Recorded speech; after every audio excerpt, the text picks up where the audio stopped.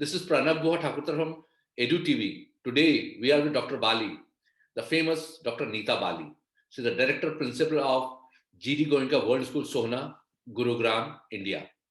Ma'am, would like to have your views, advice on the changing landscape in the education system.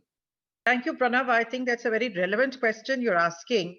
In fact, if I were to put it probably not so mildly, I would say that there is a seismic change. When I say a seismic change in the educational landscape, there seems to be a complete paradigm shift in the educational landscape, and there are facts to support that.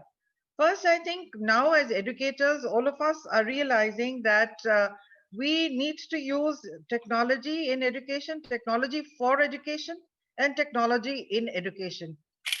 In the last few months, since the onslaught of pandemic, technology has become almost indispensable and integral part of teaching learning in the classrooms and outside the classrooms. And I don't think there's any way that we can put it away or shelve it, because in the years to come, technology definitely will continue to occupy a very significant place in teaching learning. And from what I foresee, education will no longer be chalk and talk. In the days to come, there is going to be hybrid model where some part of education may happen in the classroom, a part of it will happen in in the classroom, and some part of it will obviously happen online using the technological tools, because everybody has realized the utility of using technology, the ease of using technology, and how technology is enriching their teaching learning. They're able to bring in so much value to children's learning with the use of technology. However, the overuse of technology and too much exposure to technology and to the screen time in the last few months has definitely detracted from the usefulness of technology. But having said that, technology is here and here to stay. So I would say there is this whole seismic change which has happened. The other thing is that the education, as I see in the coming years, there is going to be much greater use of virtual reality tools. A lot of schools are setting up virtual reality labs. For example, the school I had was probably one of the first to set up a virtual reality lab for the use of students. The use of artificial intelligence. Um, for example, at home, we are very used to a lot of students and parents are using Alexa, which is at their beck and call, a device that can mimic the cognitive functions of a human being.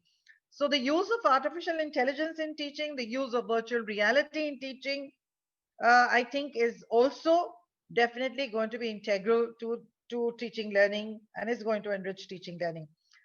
One more thing which I feel strongly should be encouraged and is bound to happen in education is the concept of design thinking. And more educators are already talking about it. More and more parents are talking about it. And children are also beginning to become aware of the design thinking, though we may not very overtly use the term.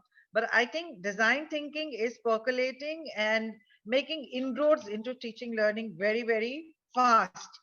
So in the next few years, 4 or 5 years, definitely design thinking is going to be a very integral part again of teaching learning and is going to enrich teaching learning. Thank you so much, ma'am. Is there Ma'am, anything else? Yes. Ma'am, a lot of people are a bit confused on design thinking. Generally people think design thinking has got something to do with fashion design or product design. What exactly is design thinking, ma'am? Design thinking is the ability to be able to conceptualize something, to be able to design how it is going to eventually turn out, and then finding ways and means of experimenting and also implementing and finally executing. When I say design thinking, there is this whole idea of encouraging the thought of allowing children the liberty to think for themselves, the freedom to create and design their own learning experiences, the Okay. liberty to design your own learning experience. And I think this is very, very important because although in the international curriculum, it is integrated very beautifully into the curriculum, but I think whether it is the national curriculum or the international curriculum, Design thinking should be encouraged because at the end of the day, the child is the most important stakeholder, and the child should be able to design his or her own learning experience. So I think when we allow children this liberty, the learning that happens is learning for life, because it is not learning which is enforced by an extraneous, an extraneous agent like a teacher.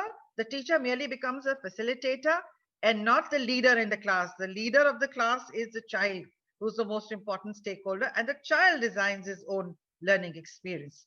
So that is what design thinking is all about. Of course, I'm sure it has a little bit to do with uh, fashion and design. We can't completely confuse it. Design thinking is a completely different ball game. It is not. It is not fashion and design.